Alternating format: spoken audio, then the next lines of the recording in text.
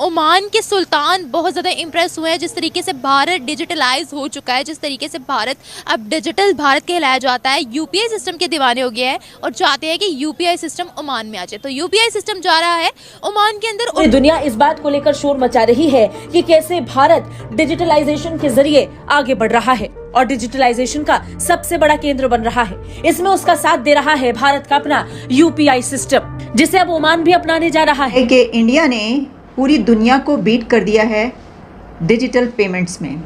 India ने top किया है वर्ल्ड रैंकिंग इन डिजिटल पेमेंट्स। तो द पार्लियामेंट इज मेकिंग मतलब enjoying at the expense of the public.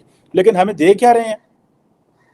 कंप्रोमाइजेस हमें दे क्या रहे हैं? अवाम की तो रेट वहाँ पे है कोई नहीं है। अवामी नुमाइंदे तो वहाँ पे वो तो बोलते ही नहीं है कि मुस्लिम ममालिक के अंदर भारत की पकड़ में मजबूत होती जा रही है। भारत को बहुत ज़्यादा प्रेफर किया जा रहा है एज़ कम्पेयर टू। अगर हम पाकिस्तान की बात करते हैं, हमें नहीं देखा जाता, हमें प्रेफरेंस नहीं दी जाती है, हमें कुछ समझा ही नहीं जाता है। फ्री ट्रेड डील इंडिया और ओमान के दरमियान होने जा रही है। यूपीआई को 2016 में पब्लिक के लिए ऑफिशियली लॉन्च कर दिया गया था और देखते ही देखते पूरा भारत आज यूपीआई यूज कर रहा है। सिर्फ भारत में ही नहीं बल्कि दूसरे ममालिक ने भी यूपीआई में अपना इंटरेस्ट शो किया है। भारत हमसे आगे है, मैं मानता हूँ, हर कोई मानता है इस चीज़ पे। देखें, इकोनॉमी के हिसाब से भी वो आगे है, ठीक है, साइंस के हिसाब से भी वो आगे है। अगर आप पूरी दुनिया का 4 कंट्रीज की डिजिटल ट्रांजैक्शंस को कंबाइन कर लें तो आपको पता चलता है कि वो एक कंट्री की बनती है जिसने सबको बीट कर दिया है। सरपास इंडिया ने कर चुका है इसमें टॉप वर्ल्ड रैंकिंग इन डिजिटल पेमेंट्स। यहाँ पे हमारे अपने ही क्राइसिस इतने हैं कि हम बात ही नहीं कर सकते कि हम लोगों को अवेयर करें कि नहीं जी आप टेक्नोलॉजी में आए, ठीक है, ये बहुत आपके लिए सेफ है। लोग यहाँ पे डरते हैं, लोग कहते हैं कि नहीं यार ये फ्रॉड हो। जय हिंद दोस्तों, ये तो बात आप लोगों को तो भली भांति पता है कि हाल ही फिलहाल ओमान के सुल्तान हैतम बिन तारिक इंडिया आए हुए थे और भारतीय प्रधानमंत्री श्री नरेंद्र मोदी जी से बहुत सारे बड़े बड़े डील्स के बारे में बातें भी किए हैं, जिसमें ट्रेड और बिजनेस के बारे में बहुत सारी बातचीत भी हुई है। दोस्तों, इसी बातचीत के दौरान भारतीय प्रधानमंत्री Shri Narendra Modi ji made in India यानी कि यूपीआई डिजिटल सिस्टम के बारे में बातचीत किए हैं, जिसमें यूपीआई से जुड़ी भारतीय प्रधानमंत्री श्री नरेंद्र मोदी जी ओमान के सुल्तान से बातचीत किए हैं। उन्होंने बोले हैं कि हमारे देश में छोटा छोटा शॉप हो या फिर कितना भी टाइनी शॉप हो, सब में यूपीआई या तथा फोन पे यूज किया जाता है। दोस्तों, भारतीय प्रधानमंत्री श्री नरेंद्र मोदी की इन्हीं सभी वाणी को सुनते हुए ओमान के सुल्तान भी अब अलाउ कर दिए कि अब हमारे देश में भी यूपीआई सिस्टम होना चाहिए। दोस्तों, ओमान के अलावा अब दुबई, सऊदी अरबिया समेत दुनिया के 26-27 ऐसे कंट्री है जो कि यूपीआई सिस्टम शुरुआत करने वाले अपने देश में ही। दोस्तों, अब आप इसी से अंदाजा लगा सकते हैं कि डिजिटल सिस्टम में भारत अब हर एक देश से कितना आगे निकल चुका है। भारत की इन्हीं सभी तरक्की को देख चाइना और अमेरिका, ये पाकिस्तान तो भारत के छोटे मोटे डेवलपमेंट को देखकर जलन पैदा करता ही रहता है, लेकिन चाइना, अमेरिका यानी कि भारत के जितने भी दुश्मन देश है सब जलन पैदा कर रहे हैं। स्टेप जिसे अब ओमान भी अपनाने जा रहा है। पीएम मोदी ने इस बाबत कहा कि संयुक्त दृष्टिकोण दोनों देशों के बीच साझेदारी को एक नया और आधुनिक आकार देगा। क्या कहेंगे आप इस हवाले से कि इंडिया ने जो है अपने आप को इतना ज्यादा जो है वो डिजिटलाइज कर लिया है? ये वाकई में अगर देखा जाए तो बहुत ही अच्छा ना किसी भी कंट्री के लिए, अगर वो खुद ही डेवलप करते हैं कोई भी एप्लीकेशन, कोई भी प्लेटफॉर्म वो अपनी आवाम के लिए लेके आते हैं और आवाम भी अच्छा रिएक्शन देती है, तो ये बहुत ही अच्छा होता है, सही है।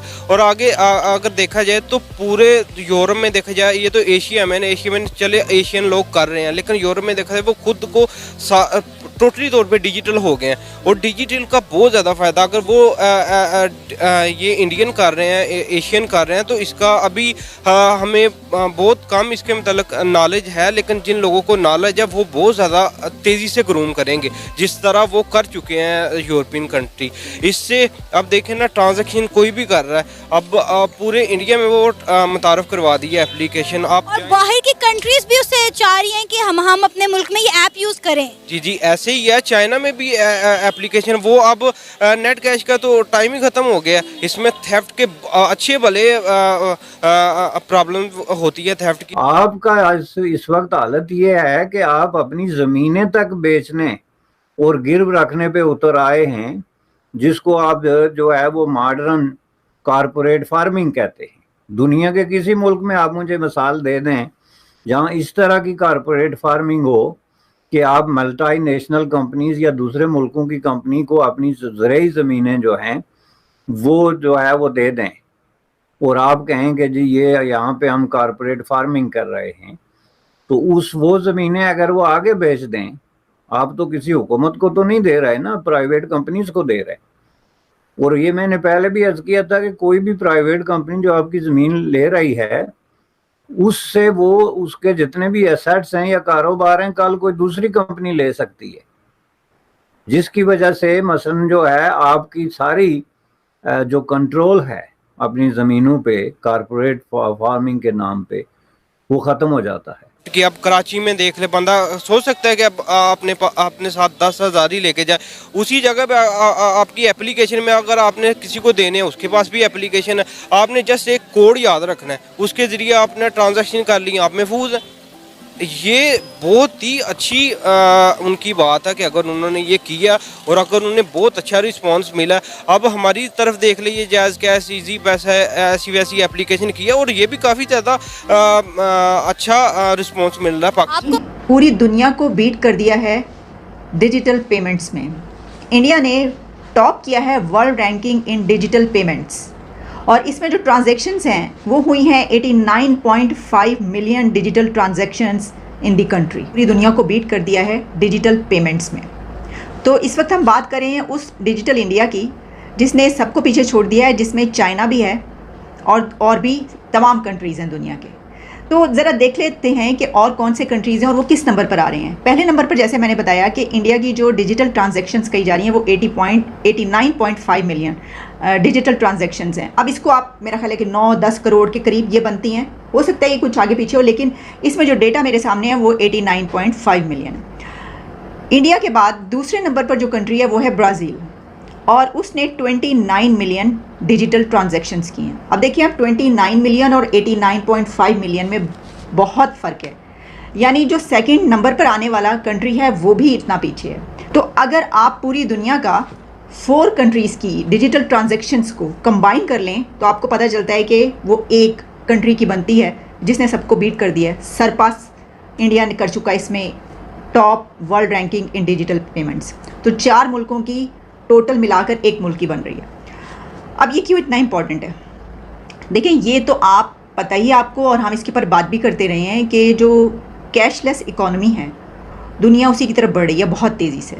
तो इसमें कई कंट्रीज़ हमें बहुत टॉप ऑफ द लिस्ट नज़र आते हैं। अच्छा, डिजिटल पेमेंट्स के बेनिफिट्स क्या हैं? बहुत सारे बेनिफिट्स हैं, लेकिन इसमें एक बड़ा बेनिफिट ये होता है कि जो आपके टैक्स से लोग बच जाते हैं ना, तो जब आपका को पता है कि इंडिया में कोई भी जो है वो कैश यूज ही नहीं करता। वहाँ पे छोटे से छोटा वेंडर, सब्जी वाला, छाबड़ी वाला, जनरल स्टोर, हर जगह यूपीआई ऐप का इस्तेमाल होता है।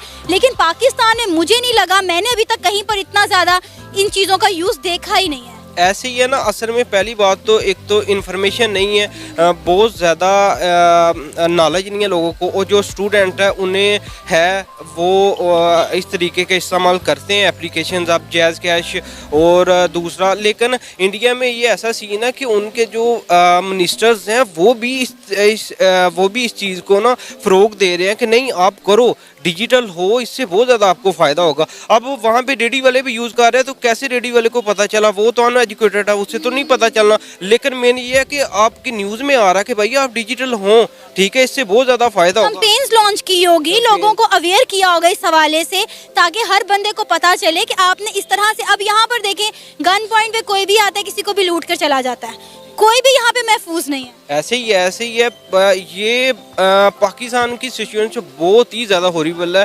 बंदा इमेजिन भी नहीं कर सकता। अब दोस्तों, आपने जैसे देखा कि भारत की ईपीआई डिजिटल सिस्टम को देख चाइना और अमेरिका समेत पाकिस्तान जलन तो पैदा कर ही रहा है, लेकिन जिस तरीके से ईपीआई सिस्टम 26-27 देशों में अब विकसित हुआ है, ऐसा लग रहा है कि आने वाले 10 से 20 सालों में बहुत जल्द ही पूरी दुनिया में छा जाएगा ईपीआई सिस्टम। दोस्तों, अभी तो फिलहाल भारत की ईपीआई सिस्टम को देख चाइना, पाकिस्तान यानी कि भारत के जितने भी दुश्मन देश थे बहुत काफ़ी जलन पैदा कर रहे हैं, लेकिन बहुत जल्द ही चाइना और पाकिस्तान यानी भारत के जितने भी दुश्मन देश हैं बहुत जल्दी अपने देश में यूज़ करेंगे, क्योंकि कोई भी कार्ड जैसे एटीएम कार्ड हो गया या फिर इनसे जुड़ी कोई भी कार्ड हो गया वो कैरी करना पड़ता है, और मोबाइल में कैरी करना पड़ता है, लेकिन मोबाइल में हर एक सिस्टम लागू रहेगा। और इन्हीं को देख ये चाइना और पाकिस्तान जैसे देश ज़रूर ईपीआई जैसे सिस्टम को अपने देश में यूज़ करेंगे ही करेंगे। आज करें या 10 साल बाद करें, चाइना और पाकिस्तान भारत की यूपीआई डिजिटल सिस्टम को अपने देश में जरूर यूज करेगा। दोस्तों, कोई भी व्यक्ति अपने आप को कंफर्टेबल महसूस ही कराएगा ATM कार्ड हो गया, फिर कोई कार्ड इससे जुड़ी हो गया, कोई ज़्यादा वजन तो नहीं है, लेकिन कैरी करने में थोड़ा सा दूसरा फील होता है। लेकिन जिस तरीके से EPI डिजिटल सिस्टम भारत का चल रहा है, वो तो एक क्लिक में ही पेमेंट हो जाता है, कोई भी परचेज और सेल कर सकते हैं। और इश्यू को देखते हुए चाइना, पाकिस्तान समेत दुनिया के तमाम बड़े बड़े देश भी अब EPI सिस्टम का आने वाले 10 या 20 सालों में अवश्य यूज़ करेंगे। दोस्तों, जिस दिन EPI digital system Pakistan, China समेत भारत के जितने भी दुश्मन देश है अपने देश में अलाउ करेंगे, उसी दिन ही कहा जाए कि मेड इन इंडिया खुद ही पूरा विश्व में छा गया। ऐसे तो अभी 26, 27, 35 देशों में लगभग छा गया है, लेकिन आने वाले समय में बहुत जल्दी ही पूरा विश्व में EPI डिजिटल सिस्टम यानी कि मेड इन इंडिया छा जाएगा।